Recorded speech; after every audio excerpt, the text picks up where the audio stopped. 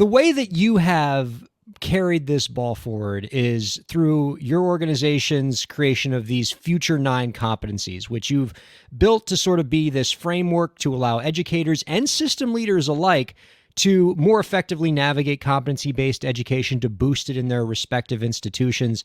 So can you give us an overview? How do these Future9 competencies further competency-based education? Thanks for that question, Ryan. The Future9 competencies are a free and open source framework that define 9 essential skill sets for future readiness. They were really born out of the question, what are the most important skill sets that lead to agency and well-being in life, work, learning, and community? And while there are many frameworks out there, I think there are a few things that make this particular framework stand out, which we just released a few months ago.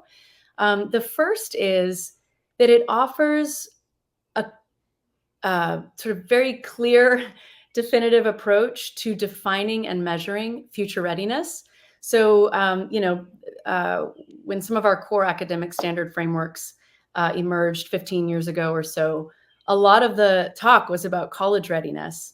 And more recently, we're hearing the field speaking more intentionally about future readiness more broadly, college as one possibility. But beyond that, we live in a very complex, rapidly changing world.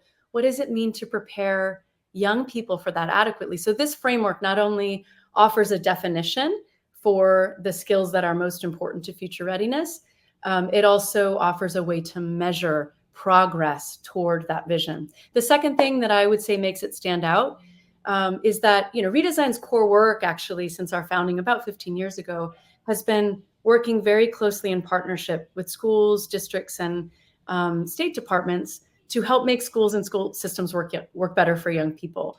And a lot of our work has focused on competency-based learning, not as the end that we're aiming for, but as the means by which we get to more learner-centered and effective models of schooling. We were able, through a very generous grant that we received a few years ago, to kind of draw on the learning over a decade of building these kinds of competency frameworks, using them in practice with educators, gathering feedback from users, iterating on those designs, coming back to the latest research on cognition, social emotional learning, future readiness. And with this generous grant, we're able to kind of synthesize all of that learning in partnership and in our own research process, and sort of distill those into this Future9 competency framework that we were so thrilled to release. And then before we put it out into the world, I'll just share one other thing, which is we engaged industry leaders, academics, researchers with expertise on these areas of competency and said, will you look at this? Will you pressure test this? Will you give us some real deal critical feedback that we then integrated before we released it? So there've been a lot of hands on this work. And again, it's an open resource to the field for anyone who's interested in, a spark of inspiration on how to define competencies, or a framework they'd like to get, adopt or adapt for their system without the really intensive work of building one from scratch.